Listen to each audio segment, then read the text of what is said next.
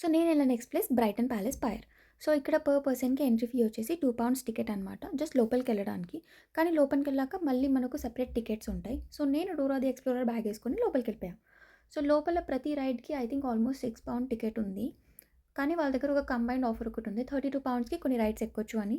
So నేనది తీసుకున్నా. వాళ్ళు మన చేతికి ఒక ట్యాగ్ కడతారు. ఆ ట్యాగ్ మనం ఇక్కడ ప్రతి రైడ్ దగ్గర స్కాన్ చేస్తే వాళ్ళు ఎక్కించుకుంటారనమాట. సో క్రౌడ్ అయితే చాలా ఉంది. బికాజ్ నేనెళ్ళింది వీకెండ్. దాని తర్వాత ఫస్ట్ అయితే నేనెళ్ళాను. అదేదో రోలర్ కోస్టర్ టైప్ ఉంది. బట్ వాటర్ స్ప్లాష్ లాంటిది. సో మనం ఫోన్ వాడుకోవచ్చు. వాళ్ళేమనరు. కానీ మన ఫోన్ కాబట్టి మన రెస్పాన్సిబిలిటీ. డౌన్‌కెళ్ళేటప్పుడైతే నేను ఫోన్ పెట్టేశాను. అండ్ దెన్ నేనెక్కాను చిన్నపిల్లల గుర్రం. ఆఫ్టర్ థాట్ కొద్దిసేపు ఆగి కార్ డాష్‌కెళ్ళి కొద్దిసేపు ఆడేసుకొని, దాని తర్వాత మళ్ళీ ఇంకొక రైడ్ ఎక్కాను. ఆ రైడ్ వచ్చేసి ఆల్మోస్ట్ రోలర్ కోస్టర్ లాంటిదే. కాకపోతే అది కొంచెం ఎడ్జ్‌కుంది. ప్లస్ చాలా స్పిన్ చేసిద్ది. సో కొంచెం స్కేరీ అనిపించింది. But adventurous and fun also.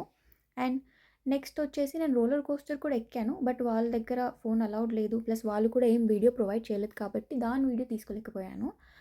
So ఇవన్నీ చేయడానికి మనకు ఒక ఆల్మోస్ట్ 2 అవర్స్ పట్టిద్ది. ప్లస్ దీనికి తోడు మనకు లోపల ఇంకా చిన్న గేమ్స్ కూడా ఉన్నాయి. లైక్ కసినో, టికెట్స్ కలెక్ట్ చేసుకొని ఆడుకునే గేమ్స్ ఇవన్నీ ఉన్నాయి. సో ఇవన్నీ అయిపోయాక నేనైతే నెక్స్ట్ ఎళ్ళాను ఐ360కి.